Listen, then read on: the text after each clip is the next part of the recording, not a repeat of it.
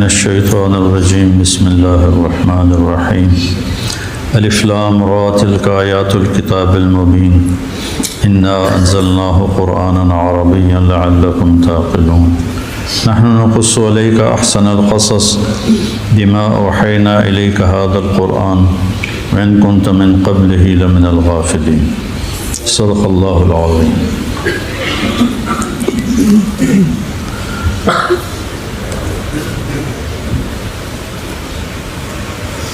بسم اللہ الرحمن الرحیم والصلاة والسلام علی رسولہ الکریم وعلی آلہ وصحبہ اجمعین۔ سورہ یوسف کا بیان چل رہا ہے کہ اس کو اللہ تعالیٰ نے احسن القصص فرمایا۔ سارا قرآن خوبصورت ہے۔ اللہ نزل احسن الحدیث، آج تک جتنے کلام آسمان سے اتارے ہیں اللہ نے قرآن کو سب سے حسین کلام بنایا ہے۔ پھر اس میں سب سے حسین اللہ کہہ رہا ہے کہ نحن نقص علیک احسن القصص بما اوحینا الیک ھذا القرآن، کہ ہم نے یوسف کے قصے کو علیہ السلام سب سے حسین قصہ بنا کر آپ کے سامنے پیش کیا ہے۔ تو ایک تو اس کے خوبصورتی واقعے کے بیان کے لحاظ سے ہے، ایک اس میں جو سبق ہیں روزمرہ زندگی کے وہ بڑے عظیم الشان ہیں۔ میں پچھلے 2 دن بات کر رہا تھا، آج بیان کروں گا۔ اگر اولاد نافرمان ہو اور فرما بردار نہ ہو تو کیسے کرو؟ جیسے یعقوب باپ بنے ایسے باپ بن کے دکھاؤ۔ جیسے یعقوب علیہ السلام نے باپ کا رول ادا کیا ایسے تم رول ادا کرو گے تو تمہاری اولاد لوٹ آئے گی، اور لوٹ ہدایت تو اللہ دیتا ہے، لیکن یہ رویہ ان کے ہدایت پر آنے کے لیے بہت بڑا سبب ہے کہ ان کے ساتھ نرمی کا معاملہ رکھو، محبت کا معاملہ رکھو۔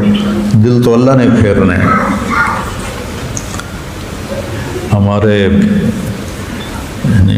ایمان، ہمیں جو ایمان کی دولت ملی اللہ نے دی ہے، اس پہ باقی رکھنے والا بھی اللہ ہے، اور اسی پہ خاتمہ ہو وہ اللہ کی توفیق سے، انہی کے ساتھ ہمارا حشر ہو یہ اللہ کی توفیق سے۔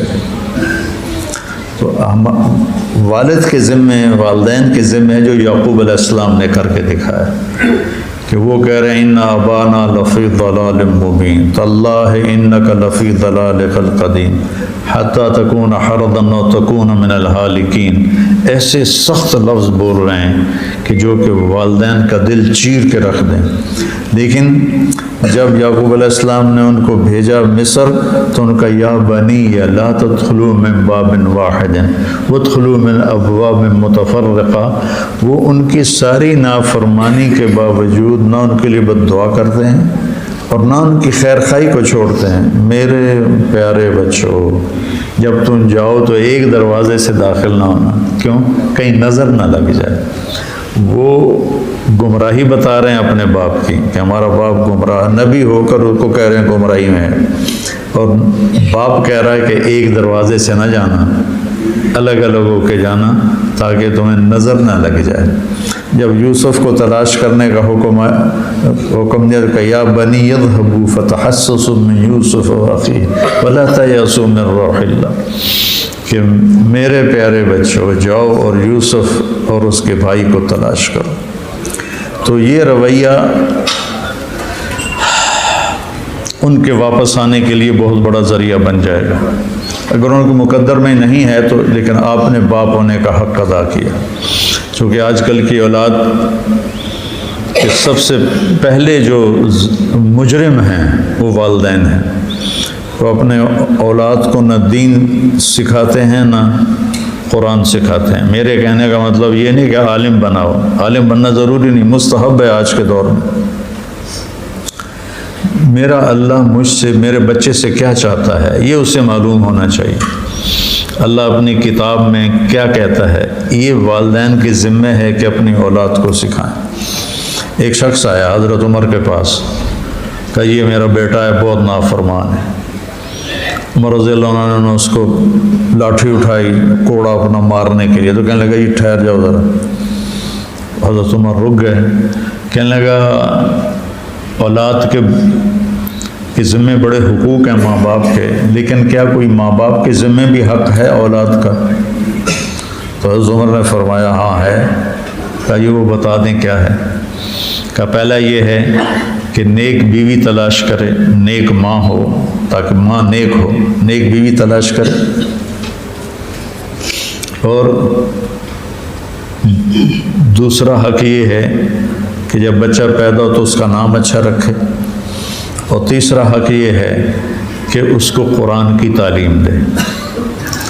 تو وہ بچہ کہنے لگا کہ پھر سن لیں، میرے باپ نے ایک حبشی عورت باندی سے شادی کی، آزاد سے شادی نہیں کی، ایک حبشی باندی سے شادی کی، مجھے ماں اچھی نہیں دی، پھر اس نے میرا نام جولان رکھا۔ جولان گندگی کے کیڑے کو کہتے ہیں، یہ جو نالیوں میں کیڑے نہیں پھر ان کو جولان کہتے ہیں، تو پھر اس نے میرا نام جولان رکھا۔ اور تیسری بات یہ ہے کہ اس نے آج تک مجھے قرآن کی شکل ہی نہیں دکھائی، تو اس کا بھی کوئی قصور بنتا کہ نہیں بنتا؟ حضرت عمر نے کوڑا اس کی طرف پھیر دیا کہ پہلے تو میں تیری مرمت کرا، تو بیٹے کا بتانے آ گیا ہے، پہلے تیری ٹھکائی کی ضرورت۔ تو والدین بہت بڑے مجرم ہیں آج کے دور میں، اسکول کی پڑھائی، کتنے اے آئے، کتنی پوزیشن کیسی آئی، بچے ڈپریشن کا شکار ہو جاتے ہیں، اور کتنے بچوں کے واقعات ہیں خودکشی کر لیں۔ تو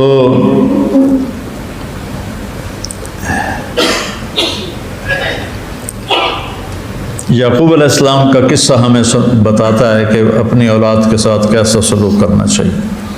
پھر اس میں دوسرا کردار ہے یوسف علیہ السلام،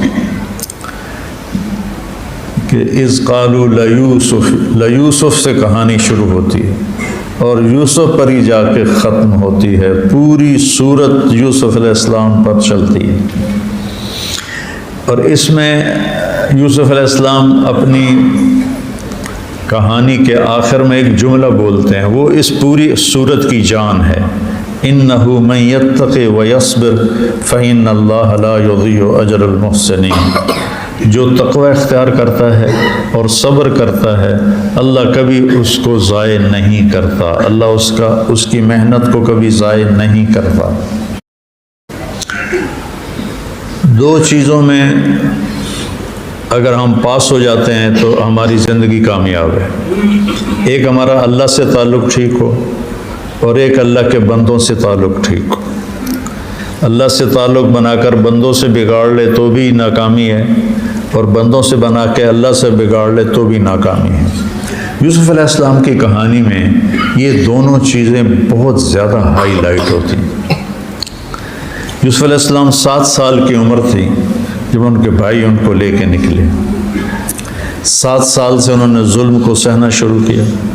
جب وہ کنویں میں گرنے لگے تو انہوں نے ایسے منڈیر کو پکڑا تو ایک بھائی نے تلوار کا قبض دستہ اس کے اوپر انگلیوں پہ مارا تو ان کی انگلیاں چھوٹ گئیں۔ وہ نیچے جا رہے تھے تو اللہ کی طرف سے پیغام آیا، لَتُنَبِّئَنَّهُم بِأَمْرِهِمْ هَٰذَا وَهُمْ لَا يَشْعُرُونَ، کہ ایک دن آئے گا تم انہیں بتاؤ گے اور انہیں اس وقت خیال نہیں ہوگا۔ اور پھر ایک بھائی کے دل میں اللہ نے رحم ڈال دیا، وہ کھانا لے کے آ جاتا تھا۔ اب وہ کنویں میں کتنے دن رہے اللہ ہی جانتا ہے، 3 دن 4 دن ہفتہ 5 دن مختلف اس کی بہرحال کنویں میں جب کہتے ہیں وہ کنواں جس میں پانی نہ ہو، بیر اس کنویں کو کہتے ہیں جس میں پانی ہو، اور جب اس کنویں کو کہتے ہیں جس میں پانی نہ ہو۔ تو ایک ایسے اندھے کنویں میں تھے جس میں پانی نہیں تھا، تو انہوں نے قافلے والوں کے آدمی نے آ کے ڈول ڈالا کہ پانی نکلے گا، وہ ڈول میں یوسف علیہ السلام خود بیٹھ گئے، 7 سال کی تو عمر تھی۔ ہاں یا بشرا ھذا غلام، وہی کتنی بڑی خوشخبری کہ ہمیں ایک مفت میں غلام مل گیا، وہ بھی اتنا حسین کہ آنکھ نہ ٹکے اس کے چہرے پر۔ دیکھو نا، عورتوں نے ہاتھ کاٹ لیے، انہیں پتہ نہیں چلا کیا حسن۔ میرے نبی نے فرمایا میں معراج پہ گیا تو میری یوسف سے ملاقات ہوئی، اس پر چوتھے آسمان پر، تیسرے آسمان پر، تو میں نے دیکھا کہ اللہ نے پوری دنیا کے انسانوں کو جو خوبصورتی دی ہے اس کا 1/2 پورے کا پورا یوسف کو دے دیا ہے، اور باقی 1/2 سارے مردوں عورتوں میں تقسیم کیا، آدم سے لے کر آج تک، اور آج سے لے کر قیامت تک جتنے آئیں گے، جتنے لوگ خوبصورت ہوں گے مرد عورت، ان کے حسن کو اکٹھا کیا جائے تو آدھا پورا یوسف کے پاس ہے اور باقی آدھا پوری دنیا کو تقسیم کیا، تو کیا حسن ہوگا جو اللہ نے ان کو دیا ہوگا۔ حضرت عائشہ فرماتی تھیں کہ یوسف علیہ السلام کو عورتوں نے دیکھ کر اپنے ہاتھ کاٹ لیے، اگر میرے محبوب صلی اللہ علیہ وسلم کو دیکھتی تو اپنے دل چیر کے بیٹھ جاتی۔ ابو طالب نے کہا تھا ابیض یستسقی الغمام بوجہہ ثمال الیتامی عصمۃ للارامل یلوذ بلہ اللہ من آل ہاشم وہم عنده فی نعمت و فواضل۔ یہ ان کا ایک قصیدہ لامیہ ہے جو انہوں نے شیب ابی طالب میں جب انہیں بند کر دیا، وہ بند ہو گئے خود بنو ہاشم، تو اس وقت انہوں نے 90 اشعار کا یہ قصیدہ کہا تھا اپنے بھتیجے کی شان میں، نبی پاک صلی اللہ تعالی علیہ وسلم کی شان میں۔ تو یوسف علیہ السلام کی کہانی معروف و معلوم ہے، لیکن اس میں جو متھ اور مغز ہے وہ میں آپ کے سامنے پیش کرنا چاہتا ہوں۔ مصر کے گورنر نے خریدا، وہ وہیں پروان چڑھے، انہی کے محل میں پروان چڑھے تو زلیخا جو تھی وہ عاشق ہو گئی۔ اس نے راودته التي هو في بيتها عن نفسه وغلقت الابواب وقالت هيت لك۔ اتنا خوفناک منظر قائم ہو چکا تھا، پھسل جانے کا، قدموں کے پھسلنے کا اتنا طاقتور منظر قائم ہو چکا تھا کہ اس کو قرآن نے یوں بیان کیا، حالانکہ اتنا ہونا چاہیے تھا راودت ہو امراۃ العزیز عن نفسہ، لیکن اللہ نے کہا راودت التی ہوا فی بیتها عن نفسہ وغلقت الابواب وقالت ہیت لک۔ یہ اتنا لمبا جملہ کہ ان کو ورغلایا اس عورت نے جس کے گھر میں وہ رہ رہے تھے، یعنی انکار کی گنجائش نہیں ہے، اس کو تو چھت ملی ہے اسی عورت کے گھر کی، تو اب وہ گناہ کی دعوت دے رہی ہے تو انکار کی گنجائش نہیں۔ وغلقت الابواب، اس نے دروازے بھی بند کروا دیے سارے۔ وقالت ہیت لک، اور کہا اب آ بھی جاؤ۔ اور زلیخا بھی حسن کا پیکر تھی، پری چہرہ عورت تھی، تو ادھر حسن یوسف ہو، ادھر حسن زلیخا ہو، اور پھر قدم نہ پھسلے، تو کتنے بڑے کمال کی بات ہے، کتنے بڑے طاقتور ایمان کی بات ہے۔ انبیاء معصوم ہوتے ہیں، اللہ کی حفاظت ہوتی ہے، لیکن بشر ہوتے ہیں، انسان ہوتے ہیں، اور وہ سارے جذبات ہوتے ہیں، لیکن ان سب کو انہوں نے ٹھکرایا۔ تو جب انہوں نے دیکھا کہ سارے راستے بند ہیں، دروازے بھی بند ہیں، تو زلیخا نے اپنے بت کے اوپر کپڑا ڈال دیا۔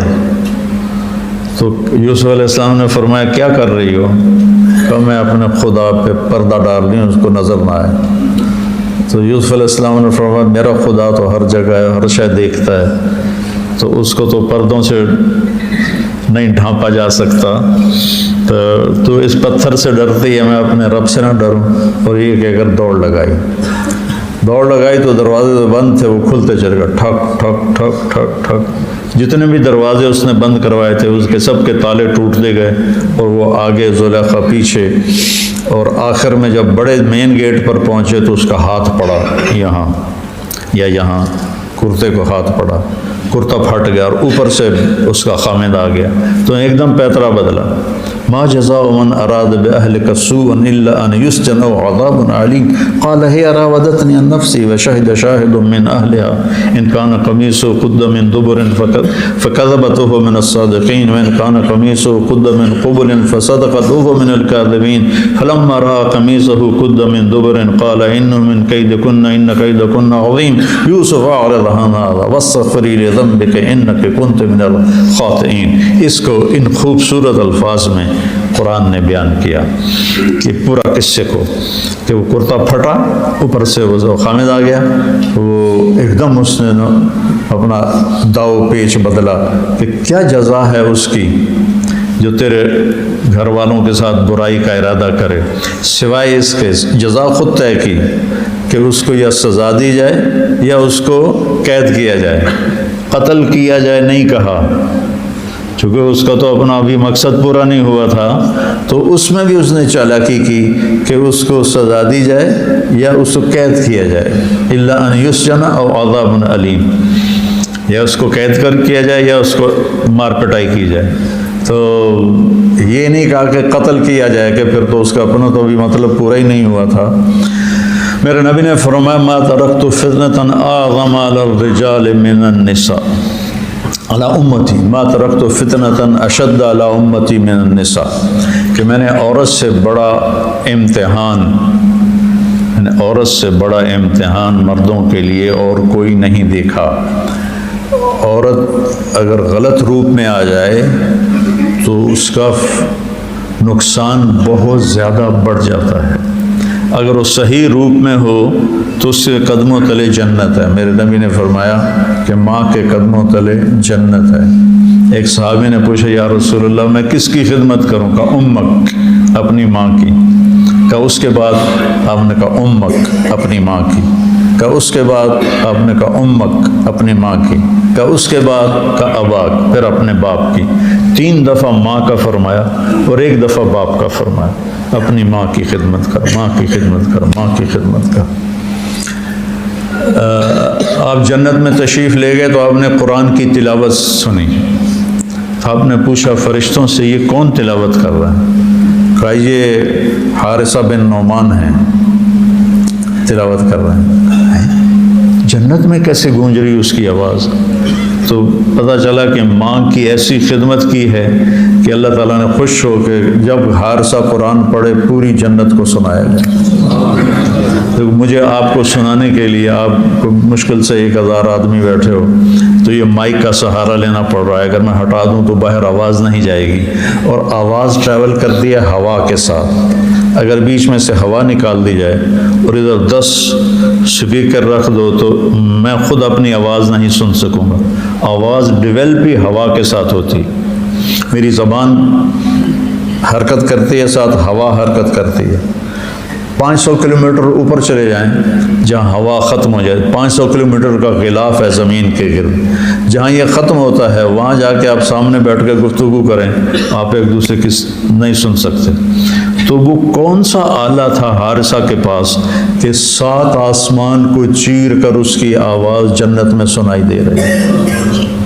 وہ تھا ماں کی خدمت، ماں کی خدمت۔ عورت بگڑ جائے تو وہ تباہی پھیر دیتی، لیکن اگر وہ سنوری ہوئی ہو تو دنیا کی سب سے بڑی نعمت عورت ہے، نیک عورت، دنیا کی سب سے بڑی نعمت نیک عورت۔ الدنیا کلھا متاع خیر متاعها المرأة الصالحہ، دنیا ساری کی ساری بہت مختصر سا سودا ہے، اور اس میں سب سے اعلیٰ درجے کا سودا نیک عورت، المرأة الصالحہ۔ آپ نے کہا اجتنبوا الخضراء الدمن، اس سبزی سے بچنا جو گندگی میں پیدا ہوئی ہو۔ تو صحابہ نے عرض کیا یا رسول اللہ اس سبزی سے بچنا جو گندگی میں پیدا ہوئی ہو۔ تو صحابہ نے عرض کیا یا رسول اللہ یہ گندگی میں پیدا ہونے کا کیا مطلب سبزی کا؟ آپ نے فرمایا خوبصورت عورت ہو اور بد اخلاق ہو تو اس سے اپنی جان کو بچانا۔ الخضراء الدمن، خوبصورت ہو اور بد اخلاق ہو اس سے اپنی جان کو بچانا، اس کے قریب نہ مت جانا۔ بگڑ جائے تو اس کی تباہی بگڑے ہوئے مرد سے زیادہ ہوتی ہے، اور اگر سنور جائے تو 70 ولیوں پہ ایک عورت بھاری ہوتی ہے، 70 اولیاء کرام پہ ایک عورت بھاری ہوتی ہے۔ تو میرے نبی نے تمنا کا اظہار کیا، کاش میرے والدین زندہ ہوتے اور میری ماں مجھے پکارتی محمد، اور میں سورۃ فاتحہ پڑھ رہا ہوتا، فرض نماز میں کھڑا ہوتا تو میں ماں کی خاطر نماز توڑ دیتا۔ یہ میرے نبی فرما رہے ہیں۔ اور جب آپ حج پہ تشریف لے گئے اور ابوا کی وادی میں پہنچے تو اپنے اونٹنے کو پہاڑوں میں ڈال دیا۔ عام لوگ جو تھے ساتھ پہلی دفعہ ان کو نہیں پتا کہ یہ ادھر پہاڑوں میں کیا کرنے جا رہے ہیں، لیکن قریب کے لوگوں کو پتا تھا کہ والدہ کی قبر ہے یہاں، تو آپ تشریف لے گئے۔ میں نے اس جگہ کی زیارت کی ہے اللہ کے فضل سے، اور میری زندگی کا بڑا یادگار سفر ہے۔ وہ جیسے یہ آپ کی بلڈنگ کی اونچائی ہے نا، باہر جو اوپر والی جو سٹوری بنی ہوئی ہے، اس سے اوپر جو چھت ہے تقریباً اتنا اونچی وہ پہاڑی تھی۔ تو آپ تشریف لے گئے اور یہ کب کی بات ہے؟ جب آپ کی عمر 6 سال تھی۔ اب آپ کی عمر کیا ہے؟ 63 سال۔ 63 سال آپ کی عمر ہے، 57 سال ہو چکے ہیں اور آپ کو صدمہ نہیں بھولا ماں کا، ہم نے بھول۔ آپ اپنی والدہ کی قبر کے سرانے ایسے بیٹھے اور یوں ہاتھ یہاں کیے اور سر یہاں کیا، یہ پوری پوزیشن ہے۔ چھوٹا بچہ جب روتا ہے تو وہ یوں سر، جب لمبا رونا ہوتا ہے تو آپ نے یوں کیا اور سر یہاں کیا اور پھر بیٹھ کے رونا شروع کیا، اور کئی گھنٹے روتے رہے۔ اتنا روئے کہ آپ کی داڑھی آنسوں سے تر ہو گئی، اور آپ کا جو احرام مبارک تھا وہ بھی سارے کا سارا بھیگ گیا آپ کے آنسوں سے، اتنا روئے۔ اور آپ نے پھر اعلان فرمایا کہ آج رات میں یہیں گزاروں گا۔ آگے ابوا کی بستی تھی، اور وہاں سارا انتظام تھا قافلے کے ٹھہرنے کا، اور وہاں نہیں ٹھہرے۔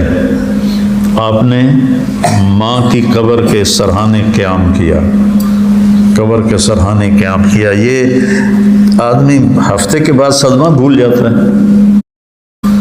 قبر کے سرحانے قیام کیا، یہ آدمی ہفتے کے بعد صدمہ بھول جاتا ہے۔ کتنی بڑا صدمہ ہو، ہفتہ، مہینہ، سال، 2 سال پھر بھول جاتا ہے، لیکن میرے نبی کے سینے میں لگا ہوا والدہ کا زخم ایسا تھا کہ 57 سال گزر گئے، وہ زخم اتنا تازہ تھا کہ رو رو کے آپ کے داڑھی مبارک تر ہو گئی، آپ کا احرام تر ہو گیا، اور آپ نے وہیں ماں کے پاس قیام فرمایا۔ تو عورت جب بن جائے تو وہ بہت اوپر اس کا مقام ہے۔ تو اگر وہ زلیخا جیسا کردار ہو تو پھر وہ بہت بگاڑ پیدا ہو جاتا ہے۔ اس لیے آپ نے فرمایا کہ سب سے بڑا امتحان میں نے اپنی امت پر عورت کو چھوڑا ہے۔ کون سی عورت؟ جو فتنہ پھیلانے والی ہو، جو غلط راستے پہ چلنے والی ہو۔ ہر عورت نہیں۔ زُيِّنَ لِلنَّاسِ حُبُّ الشَّهَوَاتِ مِنَ النِّسَاءِ، اللہ تعالیٰ نے فرمایا تمہاری خواہشات کی تسکین کے لیے ہم نے دنیا کو مزین کیا ہے۔ سب سے پہلے کیا ہے؟ عورت ہے۔ جنت کی سب سے بڑی نعمت عورت ہے، اور عورت کے لیے مرد ہے۔ دنیا میں عورت کے لیے سب سے بڑی نعمت مرد ہے، وہ خامند کے روپ میں ہو، بیٹے کے روپ میں ہو، بھائی کے روپ میں ہو، وہ کسی بھی روپ میں ہو رشتوں میں۔ اور مرد کے لیے عورت ہے، وہ بیوی کے روپ میں ہو، وہ ماں کے روپ میں ہو، وہ بہن کے روپ میں ہو۔ اور جنت میں بھی ایسا ہی ہے کہ اللہ نے جنت کو جو خوبصورت بنایا ہے جنت کی حوروں کے ساتھ، اور ایمان والی عورتیں جنت کی حوروں سے 70,000 گنا زیادہ خوبصورت ہوں گی۔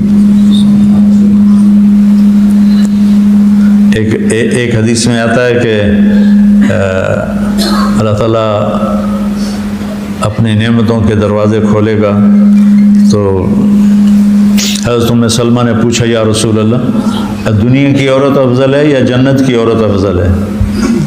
تو آپ نے فرمایا دنیا کی عورت افضل ہے۔ تو انہوں نے پوچھا وہ کیسے؟ جنت کی عورت تو مشک عنبر زعفران سے بنی ہے، اور دنیا کی عورت آگ پانی مٹی ہوا سے بنی ہے، تو آپ نے فرمایا ان کی نماز، ان کا روزہ، ان کی تلاوت، ان کی عبادت کی وجہ سے اللہ ان کے چہروں پر اپنے نور کی تجلی ڈالے گا، اور ان کا حسن ایسا ہو جائے گا کہ دنیا جنت کی حوریں بھی ان کے سامنے باندیاں لگیں گی۔ تو یہاں عورت کا فتنہ تھا زبردست، اور اس نے یوسف علیہ السلام کو پھسلایا، وَلَقَدْ هَمَّتْ بِهِ وَهَمَّ بِهَا لَوْلَا أَن رَأَىٰ بُرْهَانَ رَبِّهِ۔ اللہ تعالیٰ نے اپنی نشانی دکھائی اور یوسف علیہ السلام نے اس کو اپنے سے دور کر دیا۔ اگر یہ اللہ کی نشانی نہ دیکھتے تو شاید ان کے دل میں بھی خیال آ جاتا، لیکن چونکہ اللہ نے اپنے، کہتے ہیں یعقوب علیہ السلام کو کی شکل سامنے آ گئی، یا یہ دلیل سامنے آ گئی کہ اللہ نے زنا کو حرام قرار دیا ہے، اس لحاظ سے تو اس فتنے سے جو آدمی نکل گیا وہ بہت بڑے تقوی کی سطح پہ پہنچ گیا۔ ایسے تو بے شمار امتحان ہیں، لیکن اس میں یہ امتحان بہت بڑا امتحان ہے۔